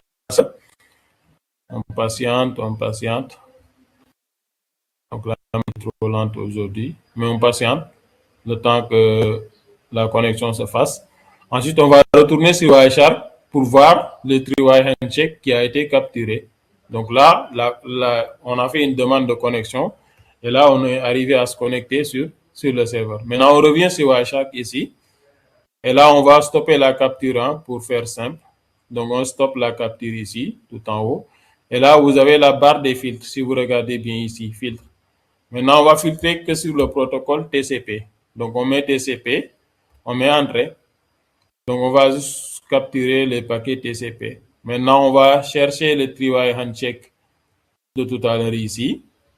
On va essayer de voir. Donc, avec les SYN-ACK et la connexion. C'est ça qu'on a ici. Si vous regardez tout en haut. Donc, c'est la machine Kali, le point 155, qui demande une demande de connexion à la machine 131, qui est la machine Metasploitable 2. Vous voyez bien ici. Maintenant, regardez le paquet ici qui est envoyé. Vous arrivez à voir le signe ici. Donc, il faudra que quelqu'un active son micro pour qu'on puisse interagir, je puisse voir est-ce que vous suivez. Donc, est-ce que vous voyez le paquet SYN qui est envoyé donc de la machine Kali qui a essayé de se connecter à la machine Metasploitable 2 ici. Vous voyez le paquet SYN, n'est-ce pas? Oui, bien sûr. Voilà. Donc, maintenant, il y aura une réponse à ce paquet SYN-là. Donc, ici, la source, c'était quoi? C'était la machine Kali vers la machine Metasploitable 2. La destination, était la machine Metasploitable 2. Maintenant, au niveau du paquet suivant, vous avez le SYN-ACK. Le SYN-ACK, c'est du serveur vers le client. Donc, c'est la machine Metasploitable 2 qui devient la source. Et là, la destination, c'est la machine Kali. Donc, ici, vous avez maintenant l'IP 131.130 qui est la source et 131.155 qui est maintenant la destination. Pourquoi? Parce que c'est le serveur qui répond avec un SYN-ACK à la demande, à la requête SYN envoyée par la machine Kali. Donc, vous voyez ici le flag, c'est quoi? C'est SYN-ACK. C'est bon. C'est bon. Donc, ce sont les données qu'on a vues au niveau de la partie théorique qu'on essaie de voir ici de manière pratique. Donc, le SYN envoyé de la machine Kali vers la machine Metasploitable 2, SYN. Maintenant, il y a un SYN-ACK qui est envoyé de la machine Metasploitable 2 vers la machine Kali pour lui dire que j'accuse réception de ta demande d'ouverture de session. Et là, pour que la connexion puisse être établie, il faudra que la machine cliente, qui est la machine Kali, termine avec un acquittement. Donc, il envoie un acquittement à la machine Metasploitable 2. Ici, si vous regardez bien, on a le hack. Et là, il demande la page. Et là, il va obtenir la page où? Ici. Il obtient la page ici. Qui est là. Donc, si vous regardez bien, on a le tree handshake qui est là. SYN-ACK, ACK. Et acquittement. Et là, la connexion est établie. Là, je crois que c'est bon. Ça, c'est une communication normale. C'est bon pour tout le monde? Oui, c'est bon. Vous avez compris, est-ce que? Oui.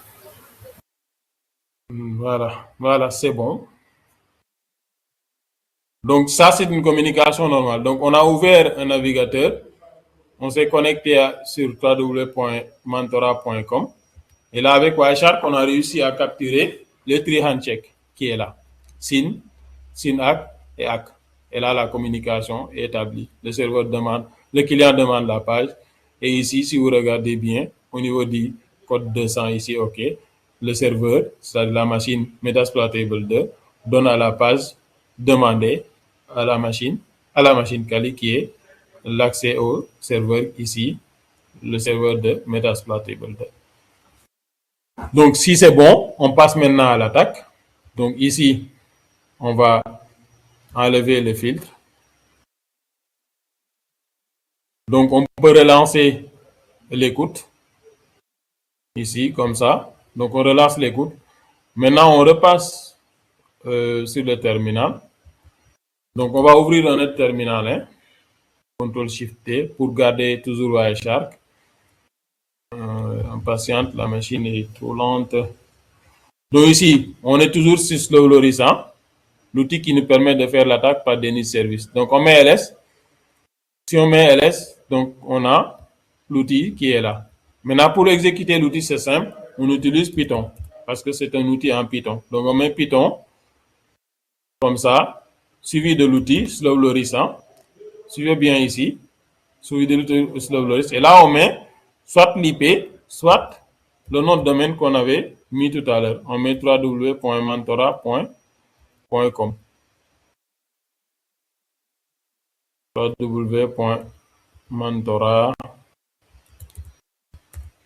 comme ça, et .com. Là, on met l'option "-ip". On donne le port qui est le port 80. Pourquoi? Parce qu'il y a un serveur web qui tourne sur le port 80. Le serveur web tourne sur le port 80. Maintenant, de manière basique, c'est ça. Si vous lancez ça, automatiquement, vous allez voir que le serveur va être down, quoi. Donc, on lance, on patiente. Donc là, vous avez vu, il ouvre 150 paquets. Socket, ça veut dire connexion, quoi. 150 connexions simultanément. Donc, tous les 15 secondes, il va envoyer à nouveau 150 connexions sur le serveur. Donc là, le serveur est down. On va repartir sur le navigateur. Donc, j'ouvre un autre onglet. Vous allez voir que lorsque j'essaie d'accéder à www.mentora.com, ça passe plus. Donc, je mets www ici, .mentora.com. Donc, je lance. Vous allez voir que le serveur va faire que tourner. Donc, il va tourner. Vous avez vu, on n'arrive plus à accéder au serveur. Pourquoi? Parce qu'il y a une attaque par Denis Service qui est lancée. Donc, ici, si vous regardez, ça va faire que tourner. Vous pouvez rester là, attendre autant de minutes que vous voulez. Vous n'allez pas pouvoir accéder. Vous n'allez pas pouvoir accéder au serveur. Donc là, le serveur est down. Donc là, je me mets dans la peau du client légitime, mais je n'arrive plus à accéder. Au serveur. C'est bon, vous avez compris? Oui, on peut continuer. Oui, c'est bon. Oui. Avec le TP, bon, ça sera facile. Hein, vous pouvez facilement reprendre ça. Vous voyez? Donc là, je repars sur Wireshark. Donc, on va faire ça d'une pierre deux coups. Donc là, je stoppe d'abord la capture. Et maintenant, je vais filtrer. On va filtrer sur les requêtes SYN. Donc, on va voir quelles sont les requêtes SYN qui sont envoyées. Donc, ici, ça va nous permettre de voir les centaines de requêtes SYN qui sont envoyées et qui ont permis donc à faire tomber le serveur. Donc, ici, on va faire un filtre. On met IP. Donc, on va filtrer sur... bon, là, la machine est trop lente. Hein. IP source, on filtre sur l'IP source. Donc, ici, comme c'est l'IP de la machine Metasploit Kali, donc, qui envoie les multitudes de requêtes SYN, donc, on va filtrer sur cet IP-là. Donc, on dit que la source, c'est l'IP de la machine Kali. Donc, on met IP.source égale, on met l'IP de la machine Kali qui est 192.168.131.155. Ensuite, on met end comme ça. Donc, la source, c'est cet adresse IP-là, l'IP de la machine Kali. La IP.dst, destination. Donc, là, on met l'IP de la machine Metasploit Table 2. Donc, qui est la destination. Donc, c'est l'IP qui reçoit les demandes d'ouverture SYN.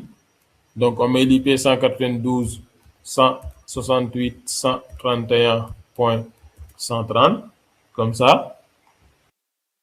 Donc, c'est l'IP de la machine Metasploit Table 2. Là, on est en train d'appliquer un filtre. Hein. Maintenant, on va voir les multitudes de requêtes, les multiples requêtes SYN envoyées de la machine Kali vers la machine Metasploit Table 2. Donc, on filtre sur le protocole, on filtre sur tcp.flag.syn. Donc, on met tcp.flag.syn. Comme ça, on met égal 1. Donc là, on va chercher les multiples requêtes SYN envoyées de la machine Kali vers la machine Metasploit Table 2 qui est là. Donc là, si je mets entrée, regardez ce qui se passe. Donc on patiente un peu, la machine est catastrophique aujourd'hui. Hein. Donc ici, regardez, qu'est-ce qui se passe? Vous voyez que des requêtes SYN. On a énormément de requêtes SYN ici, regardez, qui sont envoyées de la machine Kali, donc l'IP 155, vers la machine Metasploitable 2 ici. Regardez, on a une multitude de requêtes SYN. Vous voyez? Et si vous regardez le nombre de secondes entre ces requêtes, bon, ça, vous allez savoir que ça, c'est pas normal. Parce qu'ici, vous êtes à la 59e seconde, 58e seconde. Regardez le nombre de paquets envoyés juste à la 58e seconde. Ici. C'est énorme. 57e seconde. Regardez le nombre de paquets envoyés à la 57e seconde ici. C'est énorme. Ça, c'est pas normal. Donc, si vous voyez les requêtes SYN, donc c'est ce que je vais vous montrer. Je reviens sur la présentation ici.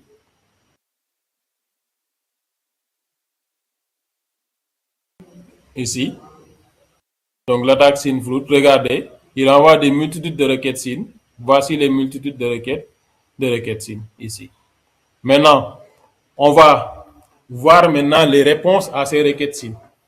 Donc, comme on a vu tout à l'heure, pour chaque requête SYN, il y aura un SYN-ACK du serveur, c'est-à-dire de la machine Metasploitable 2, vers la machine Kali. Donc, il est obligé de répondre avec un SYN-ACK pour l'ensemble des requêtes, SYN. Donc, c'est ce SYN-ACK-là qu'on va essayer de voir. Maintenant, ici, on change. Donc, comme c'est la réponse de la machine Metasploitable 2 vers la machine Kali, donc c'est la machine Metasploitable 2 qui devient la source. Donc, je mets ici 130 ans. Donc, c'est l'IP de la machine Metasploitable 2 qui devient la source. Et maintenant, la destination sera l'IP de la machine Kali comme ça. Donc, je mets le point 131.155 ici. Comme ça. Et là, j'ajoute le flag ACK aussi. Donc là, j'avais que le SYN. Donc, je mets N TCP .flag .ACK égale 1. Donc là, si je mets entrée aussi, vous allez voir, ici, il y a plusieurs égales. J'ai mis 3 égales, mais ça marche. Il faut juste mettre 2 égales ici. Hein. Mais c'est bon. Donc, regardez ici, vous avez aussi les réponses SYN-ACK du serveur vers la machine Kali. Donc, ce qui fait que il y a donc une énorme quantité de requêtes SYN qui sont envoyées et une énorme quantité de requêtes SYN-ACK du serveur vers la machine attaquante. Et là, il n'y a jamais d'acquittement, donc il y a une multitude de connexions semi-ouvertes donc qui est lancée. Donc, c'est pourquoi le serveur est down. Donc, si vous regardez bien, on a les réponses SYN-ACK.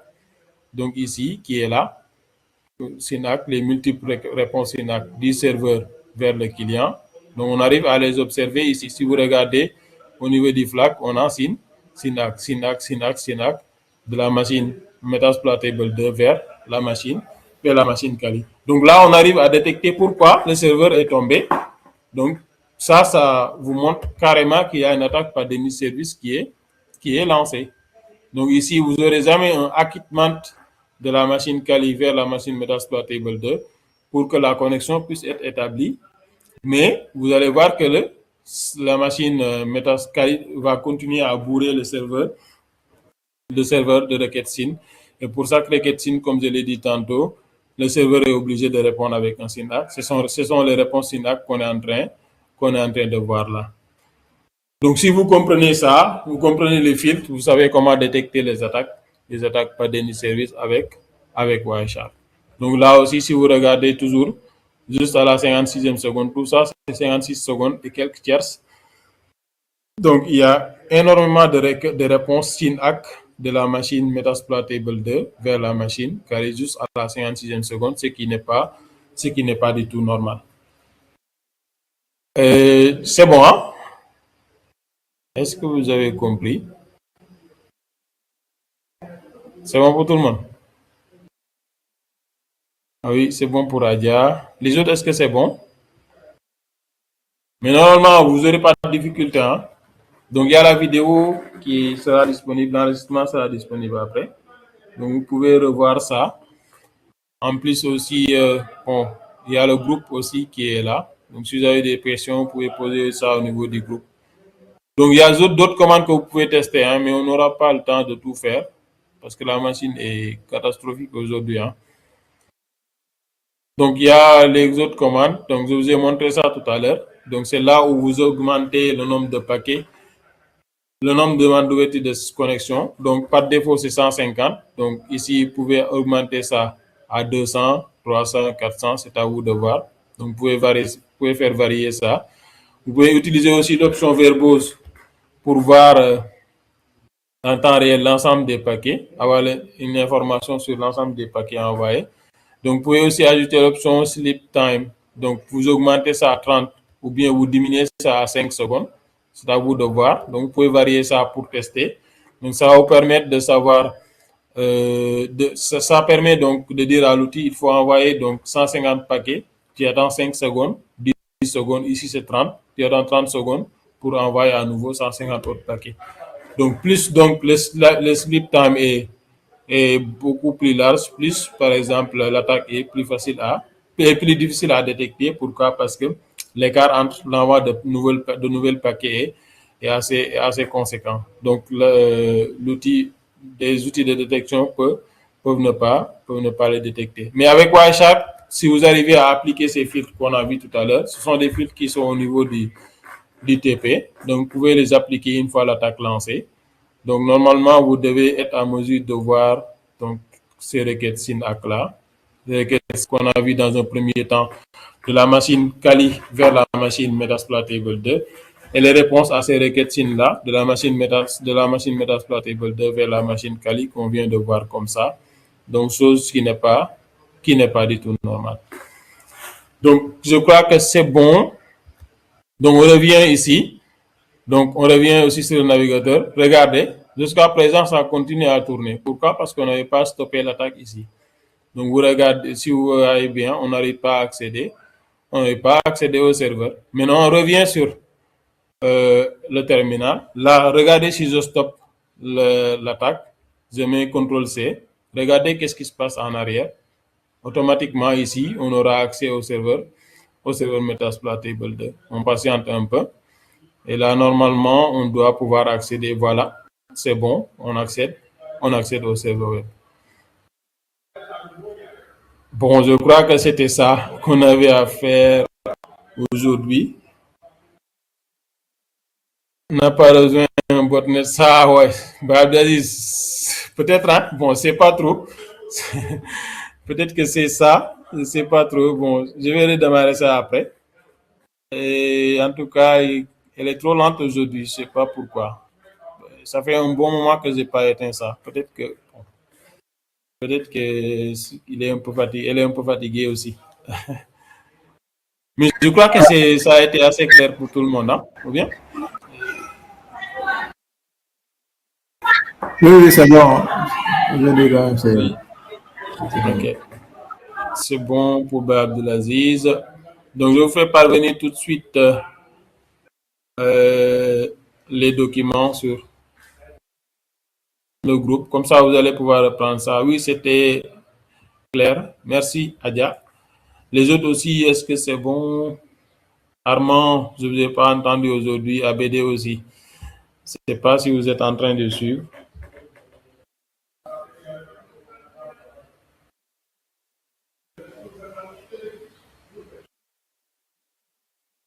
Mais c'est bon pour ABD aussi. D'accord, donc, comme je l'ai dit tantôt, hein, donc l'objectif de ces mentorats, bon, dans mon cas, par exemple, c'est ce que je mentor, sera de démystifier un maximum d'attaques avant la fin des séances. Je ne sais pas quand est-ce qu'on va terminer, mais pour chaque séance, c'est comme ça.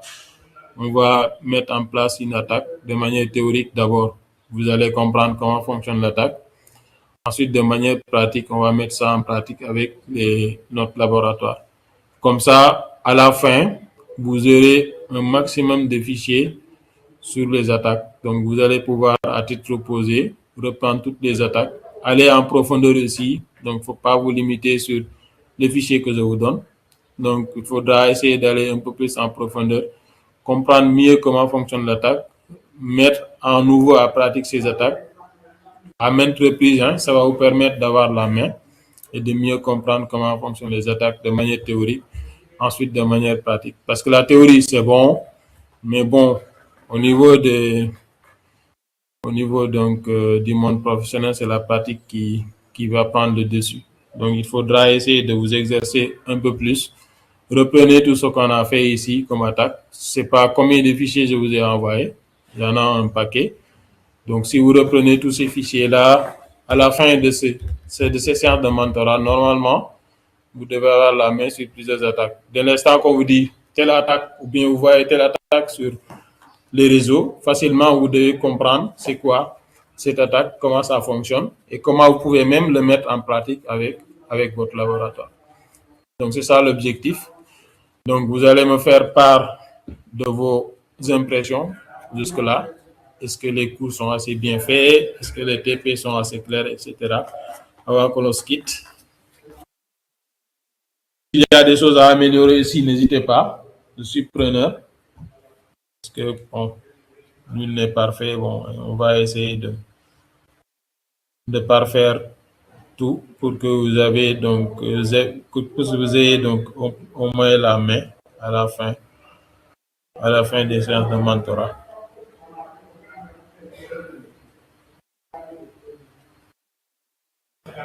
C'est bon, qui veut prendre la parole?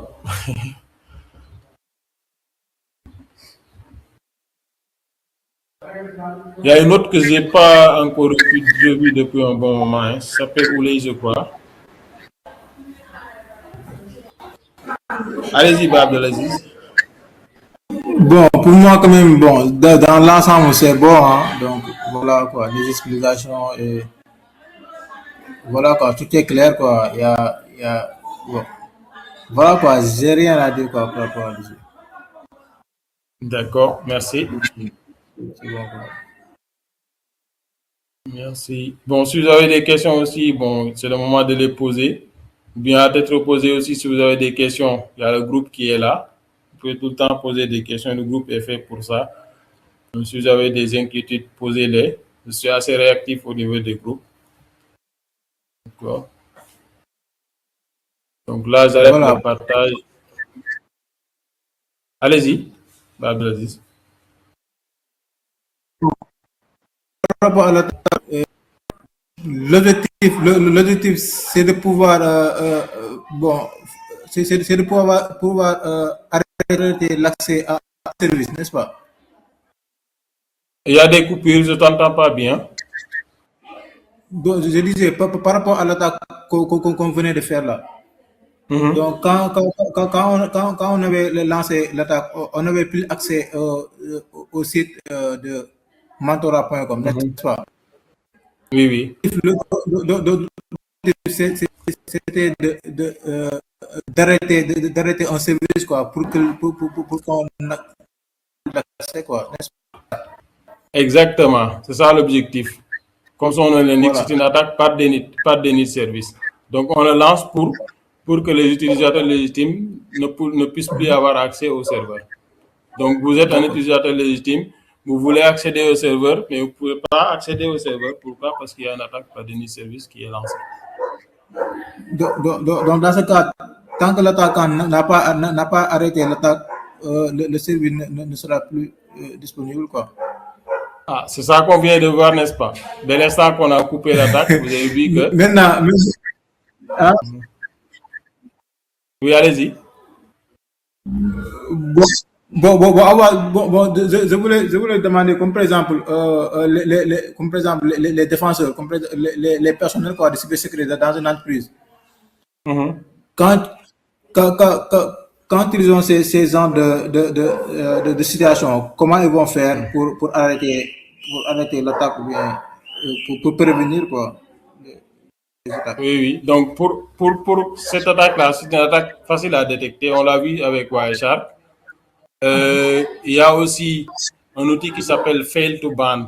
Normalement, si le temps nous le permettait, on allait pouvoir mettre ça en pratique ici. Je ne sais pas si on aura le temps de le faire. Mais Fail to Band, c'est un outil qui permet de bloquer ce type d'attaque-là. Par exemple, il peut lui dire que si une adresse IP, par exemple, envoie 100 paquets, par exemple, tous les 15 secondes, tu bloques cette adresse IP-là. Ce qui fait que si tu utilises cet outil-là pour lancer l'attaque sur le risque, l'attaque par déni de service, automatiquement, s'il envoie ces paquets-là, cet IP sera banni automatiquement. Et si l'IP est banni, là, l'attaque sera donc stoppée. Et là, les clients légitimes pourront accéder au serveur. Donc, c'est un outil qui s'appelle Fail to Ban. Je vais vous mettre ça ici. Comme ça, vous allez pouvoir faire des recherches là-dessus. Même si on n'a pas le temps de le faire en séance de mentorat, vous allez pouvoir essayer de faire des recherches là-dessus. Il y a aussi les IP tables qui permettent de le faire. On a les IP tables, donc ce sont les pare-feux Linux. Donc, ça permet donc de bloquer aussi ce type d'attaque. Donc, l'attaque Arma ici, ici, on était dans le même réseau en structure d'attaque. Mais si c'est de manière distribuée, donc comme on a vu, les DDoS, les attaques par déni de service distribués, peu importe l'emplacement géographique, l'attaque pourra être lancée. Même si on n'est pas dans le même réseau, on peut lancer l'attaque. Mais si cette attaque-là, vous lancez ça au niveau du serveur de Google aussi, bon, il n'y a rien qui se passe, parce que comme je vous ai dit tout à l'heure, bon, ce sont des serveurs qui sont assez puissants. Il y a aussi la redondance qui est faite un peu partout dans le monde, ce qui fait que si vous lancez l'attaque, même si vous arrivez à faire tomber un serveur, les autres prennent le relais. Donc, c'est pas la peine de lancer cette attaque avec votre machine calée en local sur Google, Facebook, etc., parce que ça va rien donner. Donc, Aja, vous avez une bonne pédagogie, les expressions claires et on arrive à suivre le raisonnement sans difficulté. Merci, Aja. Je crois que c'est pareil pour tout le monde. Bon, si c'est bon, on va se quitter, il est l'heure. Donc, je vous fais parvenir tout de suite les documents dans le groupe. Comme ça, vous allez pouvoir... Donc, je vous envoie aussi en même temps la présentation. Comme ça, vous allez voir théoriquement, d'abord, vous reprenez ce qu'on avait fait. Ensuite, vous allez utiliser le TP pour faire la pratique. Si vous avez des difficultés, le groupe est là. Écrivez dans le groupe. J'ai telle difficulté, même si ça nécessite qu'on puisse faire donc un point sur Meet de 15 minutes, on va pouvoir faire un point. Donc, je vais prendre un aparté, on fait un point. Et là, je vais essayer de vous guider pour que vous puissiez donc avoir la main. Mais reprenez l'attaque quand même et j'attends vos captures au niveau du groupe. Donc, celui qui réussit, il met sa capture au niveau du groupe. D'accord, c'est ça, c'est une source de motivation pour les autres, quoi. Ça va leur permettre de tester. Et là, bon, il y a pas mal d'absents parce que normalement, on est 33, mais il n'y a que 7, 8, maximum 10 qui sont toujours là. Les autres, je les vois jamais. Je sais pas s'ils sont occupés ou bien si les séances ne les intéressent pas. Mais vous, ce que je vous exhorte, c'est d'être là. Essayez d'être là toujours. Donc, ça va vous permettre d'avoir la main au sortir de ces séances. Parce qu'on va faire beaucoup de pratiques ici. Normalement, prochainement, on fera les attaques par sniffing. Donc, comment vous allez pouvoir récupérer les identifiants d'une personne sur un réseau. Donc, lorsqu'il utilise des protocoles non sécurisés tels que le Telnet, le FTP et le HTTP. Donc, on fera en pratique ça la prochaine fois, Inch'Allah. Donc, sur ce, je vous dis merci et passez une très bonne soirée. À la prochaine.